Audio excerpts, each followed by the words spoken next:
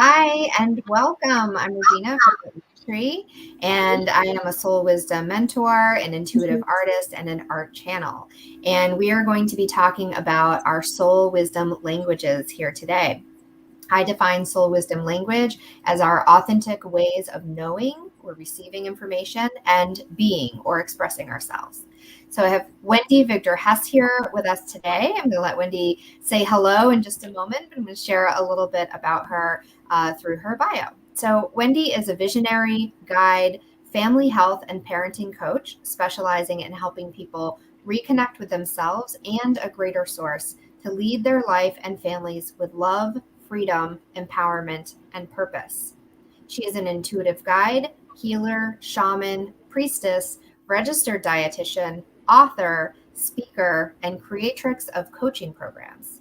Wendy's kindness and intuitive, bold heart guides you to illuminate and embody your light and cradle your little one within. Here, you remember the purity and play, reparenting yourself and your children with loving acceptance embodied within each session. How beautiful. Wendy, thank you for joining us. How are you today? I'm great. I'm so glad to be here. Thank you for having me. Yeah, absolutely. So, before we jump into soul wisdom languages and the journey there in getting to know there in getting to know of, that's quite a sentence. In getting Yeah. to know them, is there anything else that you want to add or expand upon from your bio? I don't think so. I think it says a lot, and I think our conversation will continue, and it's really it sometimes I think we're talking about something that is kind of a topic that is sometimes it's not elusive when we're having the conversation, but it can be sort of sometimes less words is better. And so I think our conversation will speak more to a continuation of how we are, who we are, and what we're doing on the planet and all of these things. So I look forward to that. Yeah. Absolutely. I totally agree with that. So, language is an interesting thing. And I've had multiple conversations recently with people talking about how we are individually and also collectively really reframing language and learning how to use it in a different way. Also, learning the ways in which maybe we've been kind of unconsciously using it or not really fully understanding the words that we are using. So I love that we're starting out with that already. So speaking of language, Yes, I love that. tell Yes. me or tell everyone here watching, and if you're watching live, wonderful. If you are watching in the future at some point, welcome, and know that you're getting this at exactly the right time and the right place. So Wendy, tell us about your soul wisdom languages. What do you identify with as soul wisdom language? Yeah, I love these questions so much. And I there's so many ways that I can answer that. And I think it's been such a journey to understand more of what that is and the way each person interprets what that is. Yeah. So there's different ways I could go, but I would say that my soul languages really reside in seeing the creative expression through however that is. And for me, that can look in a different way. So being someone who's empathic and intuitive and able to really have a language that may not always come through words, the feelings and the expression of my what I would call my clairs or my understanding of the world through having a sense around things or having visuals that may come or feelings or a knowing that may come. And those are ways in which I have dialogues. So even if they're not through words, it is a language in and of itself. It's a way to understand, and it's a way to help me understand the world and also other people that I'm interacting with, to just get curious about how are they expressing and what is their way, and when they say something, because really we can only filter it in the way that we hear something, or the way, we're having an interaction with someone and we're experiencing them or experiencing the situation through our own language, through our own Yes. soul language. So I love so that. how can we, so I mean, I would say that I use all of those, and they may not always be all at the same time. It's just it's like staying in that creative process of what's showing up in that moment, and where am I in that moment, and then where is the person who I'm speaking with, or the people that I'm speaking with. Yeah, that's a Yeah. really beautiful awareness because, I know that you work with families and parenting your inner child. And so what kept coming up for me are these, so I'm a very a visual learner, a visual communicator. I mean, you can tell by all of my artwork everywhere, but I receive through images, but I also communicate, express through images. And, but that's not always appropriate in the moment, right? So Right. I sometimes have to use another language to interpret or translate what it is that I'm receiving in order to communicate with someone else, because they may or may not speak the same language. And they also may or may not be an appropriate situation for that, right? Like, Right. time is something that we experience in our 3D world here at the moment, and we don't always have the time and space to be able to say, hold on, this is a much more complex concept than what it is that I can use to explain through words, so let me draw you a picture about it. Like that isn't always possible. Right, exactly. Yeah. That would be fantastic. But Yeah. it's just not how we exist right now.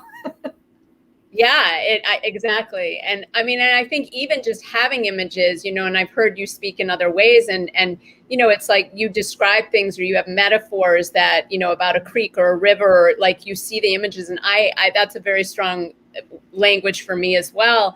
And sometimes it's really like, oh, they can really get in with you and see that image, they understand.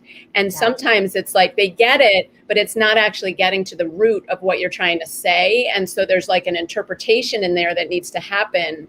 And and how can we continue to have that language in that conversation when we're allowing each person to express the way they need to, or express and or understand, or both, in their own way, because that, that's really what I think we're talking about, because to be able to connect with people, to have true connection, we're all wanting to feel heard and seen and connect, and have what we're saying understood by somebody else, and vice versa, so it's such a beautiful dance.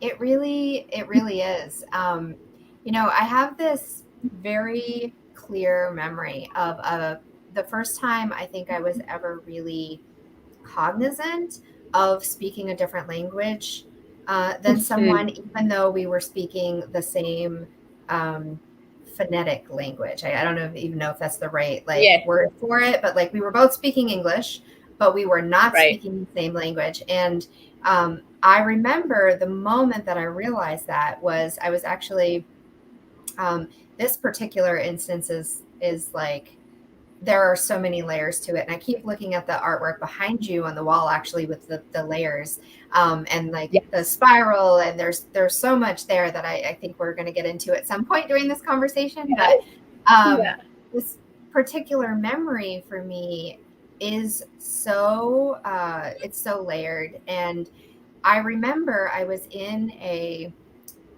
gift shop. We'll just say I was in upstate New York, and I went into this gift shop. I was on a journey, on an adventure, and in the gift shop, I was looking at these different cards and books and all sorts of things. And this one stuck out to me, and I remember I picked it up. I ended up buying it. I have no idea if I still own it or if it's gone off somewhere. But it's a picture of a man and a woman, and that was very appropriate at the time for the situation that the relationship that I was in and that I was dealing with. But I think it goes so far beyond just a relationship between men and women. It's so much bigger than that. But the woman had a speech bubble, and inside the speech bubble was like, it looked like it was a line, and it was really curvy, and it kind of just like, went all over the place and very organic looking. And then the man had a speech bubble, and in his speech bubble, it was very angular lines, and they were very straight, and they also went in different directions and, moved around, but they were very different. And at the bottom, it just said, I don't think we're speaking the same language. Oh, wow. And I was like, whoosh, like my brain just like expanded, and I was like, oh my gosh. And I just remember at that moment, it just was so clear to me that you can be in a conversation with someone, you can be speaking the same language, but you're not necessarily expressing yourself or receiving information in the same way. And that was huge, Huge. And it happens all the time, and that's what I think. And it can even happen. It can happen when you're both trying to say different things, but it can also happen when you both are in agreement, but you're not even understanding because you're not actually able to make that full connection of understanding each other to the point of saying, hey, we're saying the same thing, like, yes. I'm just saying it this way and you're saying it that way, Yeah. So fascinating. It's fascinating to me that it can be either or. It can be you're saying the same thing or you're really not saying the same thing. Yeah. And to have, how can we do that? How can we explore together and use curiosity and, go on this journey together? So I want to share one other kind of metaphor thing that I often share with clients that I work with, because when I receive intuitive information, I receive it through, like you said, through visuals, through metaphors, and I like to use this example right up front because I want for people to understand it is a conversation. We are collaboratively working together to explore, because what I might see, the image that I might get is a sandwich. And it may be that the last sandwich I had any experience with was a peanut butter and jelly sandwich. And so I might say to you, what is the significance for you of a peanut butter and jelly sandwich? And you might say, absolutely nothing. There's no resonance there for me. I don't even like peanut butter and jelly. Like, I would never even eat one. But yet, perhaps there's a particular sandwich that is highly significant to you. It's just that this is the way I understood it and needed to see it in order to explain to you that I'm seeing a sandwich. But if I said peanut butter and jelly sandwich instead of pastrami sandwich or veggie sandwich or hummus sandwich, whatever it is, right? Like, that may be the blocker for you to say, yep, we're not talking about the same thing. Right. So, but through some curiosity, through some questioning, through some, exploration, we might be able to get to the root of it to say, oh, we're both just talking about a sandwich. Right. Yeah. And what does yours have on it? What is yours? What do you have? It's like opening up your bag of lunch when you would bring your lunch. You're like, oh, what do you have? You gonna trade? Exactly. Like, oh, that was tuna. Yep. And you might be like, okay, I have this every day. I don't even want it, but it's really exciting to somebody else, right? So, exactly. So I want to ask you, Wendy, how, we were talking about, you have this really beautiful awareness of not only your own languages, but perhaps how someone else might be expressing or receiving information, and that curiosity to go on the exploration, right? To take the journey. How did you come into that? It's been a journey. I think it's, as I've gotten older and lived more life and had more different experiences with it, I realized it more because I grew up, I kind of always felt like the weird one. I felt like there was something wrong with me. I felt like there was, I was just weird or sensitive or, misunderstood. Like it didn't necessarily feel like a gift or feel like something that I was stepping into or being. Like it didn't really feel like a state of being. It felt like, to me, like it was something I couldn't necessarily even put words onto, but it was something that I didn't think was right, more or less, like it was sort of like, oh, this is, I have to be more like that. It's kind of like the sandwich metaphor. Oh, I want that sandwich. I don't want the sandwich I hate. It's kind of like when we have straight hair, we want curly hair. When, it's like, it's that same sort of metaphor in and of itself. And I, through a lot of exploration and a lot of healing and a lot of honestly trying to fix myself over the years, thinking that something was wrong, I think, I finally, and it's always a process, we're never there. I mean, I still come up against, my own self and my own stuff and my own, and I think that's part of life, of the beauty of life, of how we're always unfolding and we're always seeing something new and we're always growing and healing. And that's an exciting part of life. Mm-hmm. And I think ultimately, though, more in what I'm hearing you ask is in the acceptance of understanding myself, how did I arrive? Or keep arriving. Yeah, exactly. Or continuing to arrive. Is being open to the exploration. So having that curiosity for myself to learn more about myself and to actually come to a place of really self-love and acceptance, and to recognize that the things that I've been trying to fix, or the things that haven't been understood or have been really big challenges in my life, that those have been here, rather than maybe how I saw it before, of it's a problem that I need to fix, or I'm a problem that I need to fix. That it was more around, no, actually it's more, and there's been different threads of that, if you will, of like, well, maybe it's, finding other people to connect with who do have that.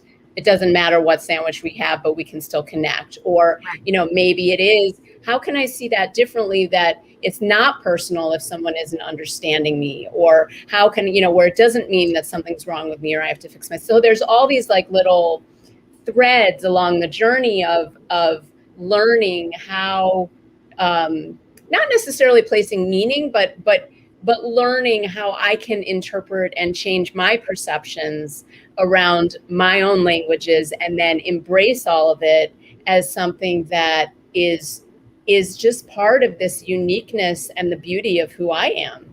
And that really is what I'm so curious about with other people too, and that's true connection, is how can I embrace each person in their own creative expression, in their own unique, because we all have, I speak about frequencies, or, we all have these vibrations, and that is really what is meant to unfold. We are meant to share that, because only we have that, so that's the beauty. And I feel like that's part of what, how did I come to it? And going back to your question, and how did I write, it's like, it's through that process of understanding. It's through the process of going deep and being willing to go deep with myself, to understand, to explore.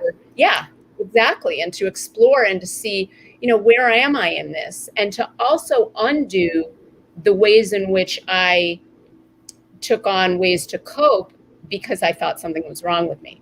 So it's like that whole process too, of recognizing how I covered it all up and I lost what actually was the beauty underneath. And it's never lost, but that way in which, as humans, we learn, oh, well, that's not okay. That doesn't get approval, or this gets punishment, or this gets problem, or this gets misunderstood, or this gets, and we make up things based on our experiences. And so whether it's accurate or not, that's what we do. And so it's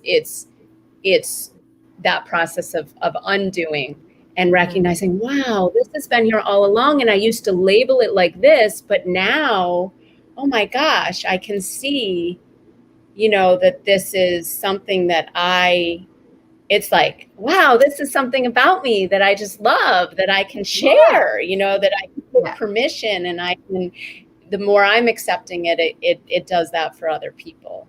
And so I love that you use the word labels, because that is something that I think, as in the learning process, when we use labels, most of the time, especially when we're first learning to do that, right? What do we do with little kids?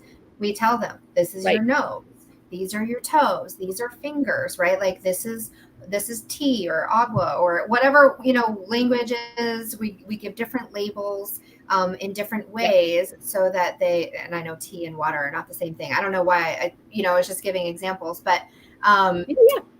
but you label things in different ways, and even like in different languages, right? So like you might be teaching simultaneously different languages and Mm-hmm. giving these different labels for it. And that is, Yes. we do that, I think, with the intention of helping you learn as a child, right? Here's how you label these things. But underneath Mm-hmm. that, what's happening is we're limiting it in a way to Right. say this is the only thing that it can be identified as. And we learn to do that with ourselves as well. And when we start putting Right. labels on ourselves to learn about ourselves or to express our identity, that can be a really wonderful thing, right? Like if there's a label that you resonate with, that you identify with and you want to share, so that in the spirit of being able to communicate and having someone understand who you are and expressing who you are, that's wonderful. But don't get tied to just that label, because we are so much more than just that one Yeah. thing, or that one role, or that one label, right? And so Yes.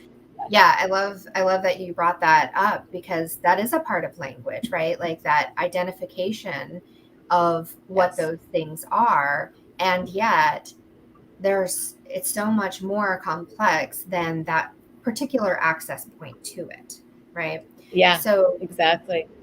Exactly. some of the languages that you talked about, like you said your clairs, right? Like clairsentience, Yeah. claircognizance, clairaudience, clair all of the clairs. So Yeah. I have, I think we all have some sense of Yeah. all of those. And Yeah. yet we may identify more with one or another, or we may have more practice with one over another.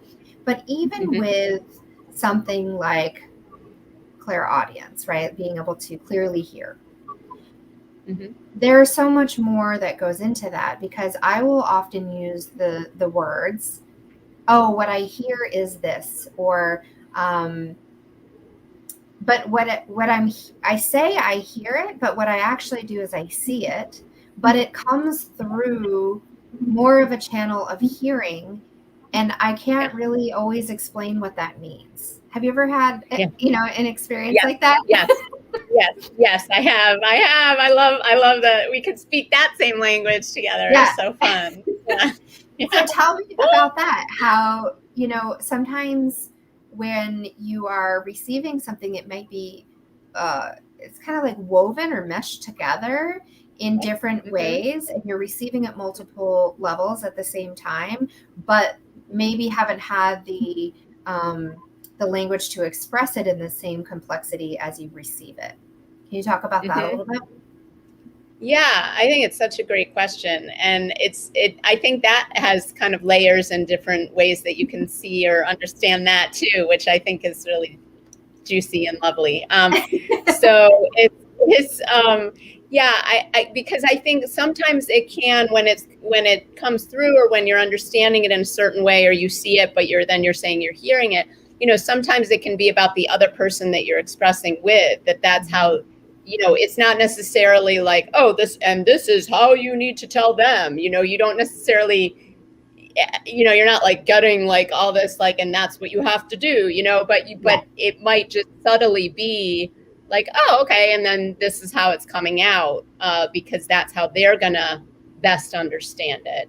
Mm-hmm. So there can be that aspect to it, but also I think it's like you said, it's happening all at the same time. So I think that when we can remain open, and we have, we have this, like, it's when you're in nature, that's a place for me that it's like that feeling when you're in nature, and like you're just in that bliss where you're out, and you almost can just feel or hear the pulsation, around Yeah. you, of, it may not even be of a bee or a bird or anything. It's just like you can almost just feel nature. Like it's like you could just feel it. And so, I mean, Feel or the however, light. maybe you would hear it, or you would just feel, you just, Yeah. it's like that sense of acceptance. And, I mean, when trees fall down, they're not, there's not a problem that they fell down. It's like, everything is just like in order, and there's not judgment. There's not, it's just that bliss of unity and unification. And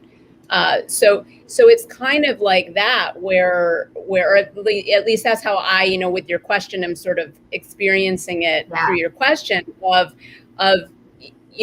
we have this whole palette, we have this whole universe, we have this whole way in which we can experience something. Yeah. And even people that aren't aware, oh, I'm an intuitive, or oh, I'm an empath, or oh, I feel things, or oh, even with people who aren't speaking that language, like that's not their soul language, or they can't put words to that. We all are doing that, whether we know it or we don't. Yeah. And so there's a way in which when you may see something and then you're expressing it through, oh, I hear, it's like, it's just another way. It just is like, it's like there's no label to that, if you will, going back to our label thing. Like it just is, it's just what's being expressed, because also in the next moment you may have the same vision, or the same image may come to you, but then you choose to describe the image instead of saying, oh, what I'm hearing is, because from moment to moment to moment, if we're really present in our moment, like if we bring presence to what we're doing and we are being in that presence. Yeah. There only is that moment. So we can only express for that particular moment, and then the next moment, and then the next moment. And you're constantly reading it, right? Like you're constantly receiving and constantly getting information. So people often ask me, how do you know what to share? Right. And I would say that I know it in the same way as one of the things that I do is that I do channeled artwork, right? Intuitive. I have an intuitive process where I channel artwork. And when I do that, I've held this up before, but I love seeing yours. So I have these. I haven't seen that. I haven't seen that before. I thought you were going to put up one of yours. Ooh, those are so pretty. Thank you. They're all different colors. So there's all these colors, right? And this is one of the tools that I use in my intuitive artwork making process. And when I am working, I like to display them like this, where they're all showing, because what happens is I tune in, I get really present, I tune into the colors, and I allow them to tell me which ones to use. Yeah. And so how does that work? They will get more vibrant. So the ones that want to be, the ones that are speaking to me, the ones that I'm vibrating with, right? Like I feel the frequency of, and colors have a vibration, sounds have a vibration, everything has a vibration. And when I tune in and listen, but not just listening with my ears, I listen with my eyes, right? And I listen with, I look for these subtle differences. And when I tune into them, a couple of them, or one of them, depending on what it is that wants to come through, will get more vibrant, and it'll just kind of stand out to me. The same thing happens. I have a bookshelf over here, and because it's tight. When I am working with a client, sometimes I'll start to, it's funny because I almost hear a shift in the sound of the space that I'm in, and it will call me to a different direction. And then I'll look. So it's like I hear the shift, I feel the shift. I know where to look because there's something that's like a sensor that's calling my attention. And then I'll look, and the same thing will happen where a particular book will just become more vibrant, or I can almost feel it wanting to like jump off of the shelf. And then I'll go to that book and open it up, and there's information in there that can align with what it is that we're talking about. So it's this really, it really is a conversation though. You have to kind of be aware, you need to be listening, but then you also need to respond in some way. And that response might not be vocally, right? Right. Yeah. Yeah, and also staying present to that too, because as human beings, we may get messages and then we may not listen. We may use our will to be like, okay, no, not now, not now, not now. I don't have time, or I can't do that, or or we don't want to hear it. We don't want to what, or don't want it. Yeah, exactly. So it's it's all those things all wrapped up. So it's yeah, absolutely beautiful.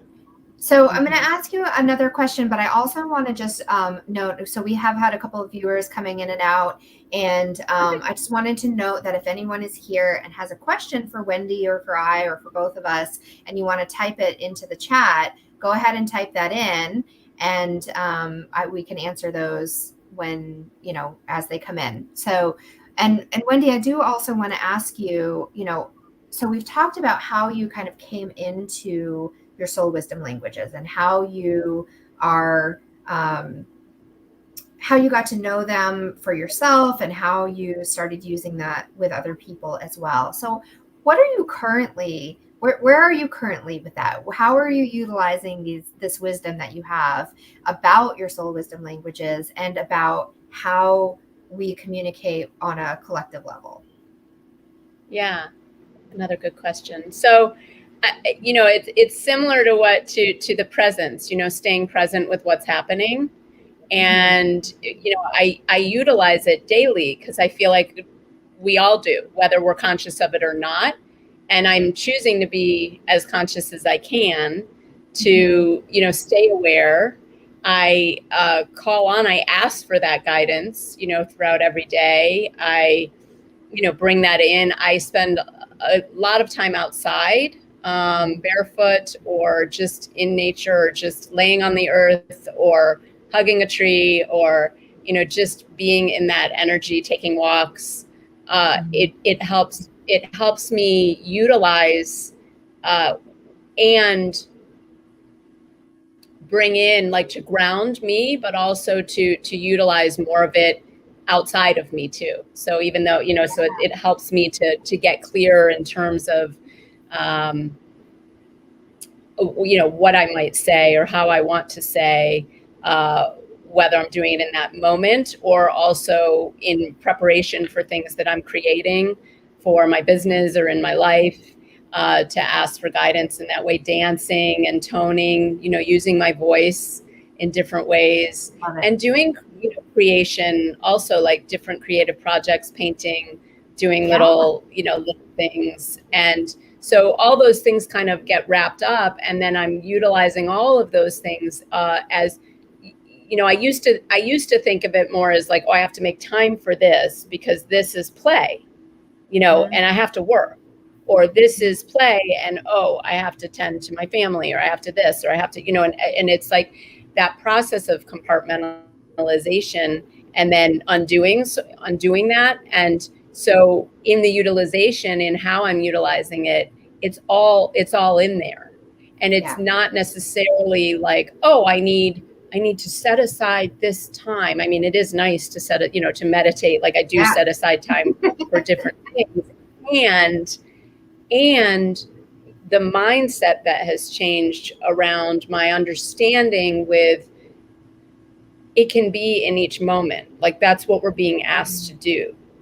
And so in utilizing it and in my work with people, it's very easy to say we're busy. We are busy. And since a lot of my work is with women who some are moms and some are not, but it's really a time of great change and excitement for women, and for, stepping and into all the changes that are happening in our culture and the unraveling of some of the cultural dictates that have been, in place for so long. And so in doing that, it is that undoing, it's unlabeling, like we've talked about. And then it's also how can we step in more where, oh, I'm working on it. That's a very common thing I hear. And I've said that many times too, like, oh, okay, I'm working on it. All right, I'll get there. It's like this heavy, like I'll get there someday, and still I have to watch that in my own, and where, the unfolding continues, and how can we see it in a way of like, even if it's 5 minutes that you go outside and you're barefoot, if you're present and you're just there and you're not, you're really allowing your mind of like, oh, I got to do this after this and this and this and this. I'm going to take 5 minutes and then I'm going to go do this and this and this and this. It's really, and we have a lot going on now, and now more than ever, and technology and all these things that kind of invade in more of it. It's, utilizing these tools, if you will, as just regular day to day, where it doesn't have to be, you have to set aside an hour and a half to meditate. And I'm not saying, I do, and, you do set aside certain things that really you need and, or choose or desire. You don't need maybe, but you choose them. And then there's the other things that nourish you in some way. Yeah, they're exactly. It's from a place of, oh, I don't have to do it, but more like, wow, I just feel great. So it is in that is part of how I utilize it, is how can I myself and with my work with others, helping to look at how can we navigate towards pleasure? How can we navigate towards this joy of what brings us joy? And whether you're carpooling kids, whether you're, you have a to-do list out the wazoo, whether you, have, different activities that you said yes to, some of which you may know, and you have to get yourself out of that. You can use this being present. Excuse me.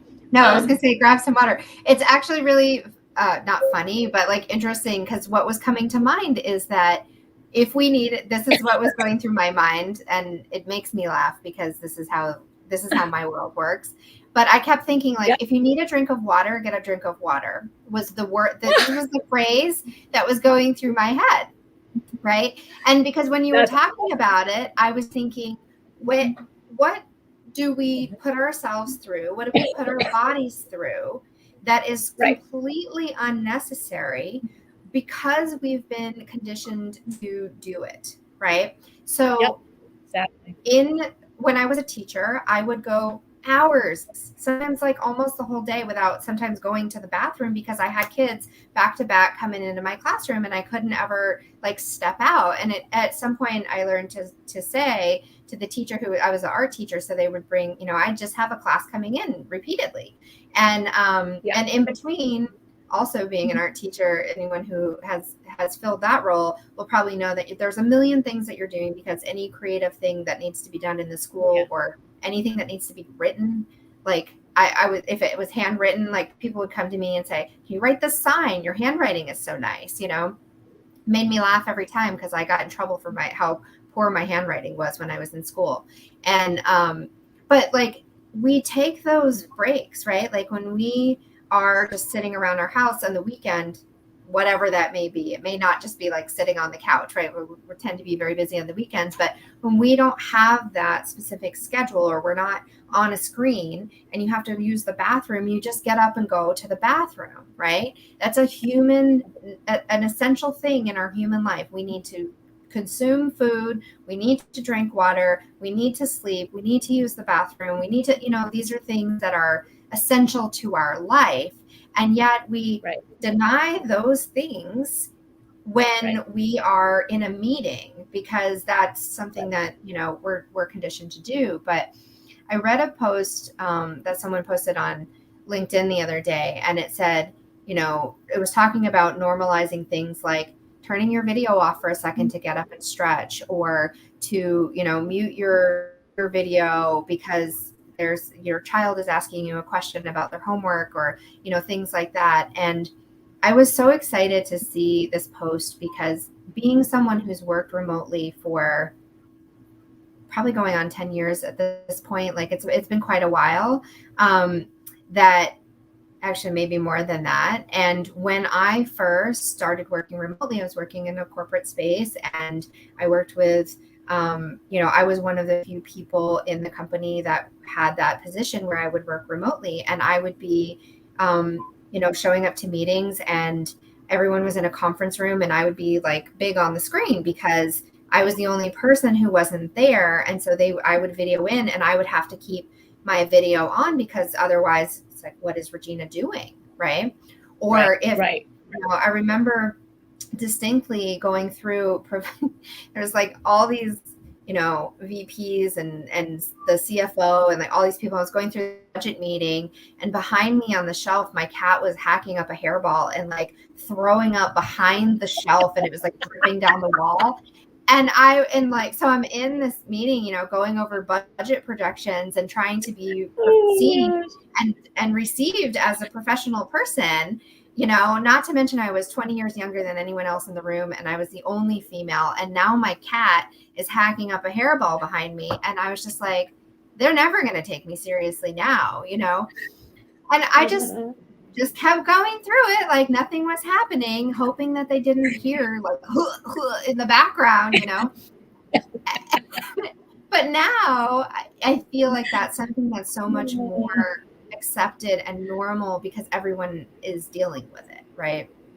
So sometimes it's like you have to experience that thing yourself first, and then you get that compassion for it, right? You get that understanding of it, and then you can start to expand that out further and to those around you.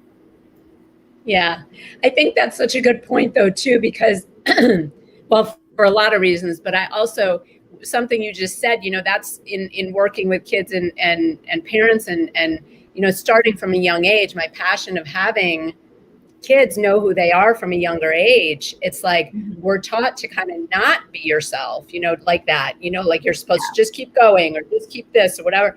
And yet it's such an important piece to recognize, wow, you can I love that story too. It's really awesome. It's so awesome. And but that's just it. It's like, how can we, there's something in what you said of like, now people understand it because more people are on Zoom or they're more remote. And yet you being you at that time 10 years ago is about you being you. And whether you would do it differently now where you would have muted or who, it's not, that's, and I don't mean to minimize this, but it's like, that's less important. And because there's something in that like safety with now, if everybody understands it or if then it's somehow, that's part of the labeling that we've been taught too, is like, well, because it's more level playing field and more people understand it, it's like you're in with the crowd. It's accepted because that your kid is going to say something or your cat or your whatever. And yet that's not really the point. The point is the acceptance can be there in all of it at all times without permission, that it's just, this is who I am and I'm showing up in my glory. And sometimes I'm showing up with my cat puking behind me. And sometimes I'm showing up with, messy hair or, and to really have that authenticity, because we don't live in the bubble. We don't live in the presentation. We're all aiming to actually live in the honesty of who we are and in the beingness of how we are expressing our soul language and what that looks like for us. And that's the beauty right there. And it allows other people, it's like, if you think of the forest metaphor, it allows other people to kind of connect with that wide expanse of what's on offer here. It's up for grabs, it's however you do it, however you do you. You do you. And then, but also the more you come into acceptance with who you are and how you show up, then you can find that compassion for those others too. And I think, that was one of the big things for me in that moment, that story of, it was difficult for me in that moment to continue to believe that I was just as professional and worthy and knowledgeable as I had been before my cat started to throw up in that meeting, and it was in that moment where I had to really just take a breath and go like, this is what's happening right now. And whether or not somebody understands it, like I had to still continue to believe in myself in that moment. Exactly. I will say that it did prepare me really well to when things did start to shift, for me to be that person who would show up with compassion and to create a safe space for others to just exist in the world that they are. I remember having so many conversations about that with other people when they said, how have you done this? You've been doing it for a long time. And having that kind of pep talk to say, it's okay. Like, it's not, the world isn't going to end because your cat threw up behind you, or your kid Right. came in, or you needed to eat because you've been in back-to-back meetings. So I think sometimes those experiences for us help us create the space for others to walk forward on that path too. Absolutely. So, Absolutely. Hollis says, love that, Wendy, so well said. Agree. However, you do you. Yeah, Yeah. absolutely. Yeah. Oh my goodness. So our 45 minutes is up already. It goes so quickly when we're having such a great It conversation. does. But we will continue having more conversations, and I actually have another Soul Wisdom Exchange happening tomorrow. So come and join us for that. Wendy, before we wrap up, and I'll add this into the comments, but let us know, where can people find you? How can they work with you and learn more from your soul wisdom? Yeah, absolutely. So they can reach me on my website at www.vigdor-hess.com. And if you are on Facebook, I'm on Facebook. You can friend me. I have a group there also that's currently called Common Empowered Moms. But there are women in there who are not moms, so you are welcome. And I should say you are welcome if you're not a mom, is what I meant to kind of finish that sentence. It is all women. It is all women, though, so or people that identify as women. And so, and then also, I'm starting to go on Instagram a little bit, but I guess I'll just leave that for because it's not quite happening yet. But you'll be able, if you find me in any of those other places, then you can, you'll see that when that happens. And yeah, and reach out. I also on Messenger, if you're on Facebook and you're on Messenger, I love having one-on-ones to just share more about ways that I'm offering what I'm offering and seeing if it's a fit, and just having a conversation, because it is a more personalized way, the way I work with people. I have programs and they're working towards the same thing, but with each person it may start in a different place with the way in which I work. And so just learning more specifically and being heard and having that connection is really nice. I love doing that, to just feel like I'm listening to the person and that they feel heard, and we can just see if it feels like something they want to go forward. So that's really the best way to learn more about the specific work. And then can you set that up on your website?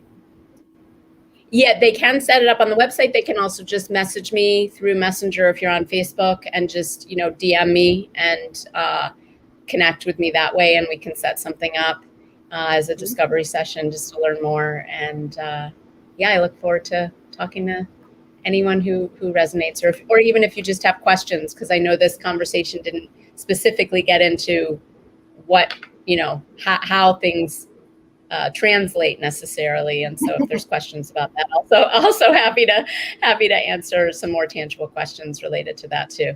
So excellent. With all of this being the foundation though. So yeah. I'll add that. I'll add both your Facebook link and your website into underneath in both Facebook. So this is on Facebook and YouTube. So I'll put it into the description or into the comments. And also, if you are on here, make sure to share it with anyone who you think is going to benefit from this conversation, and subscribe if you haven't already on YouTube. So thank you, Wendy, for being here. I know that there'll be lots of beautiful conversations that will come from this. And thank you to everyone here who was live, and also to anyone who's watching at any point in the future. So have a beautiful day. Thank you. I loved it. Thank you. Bye.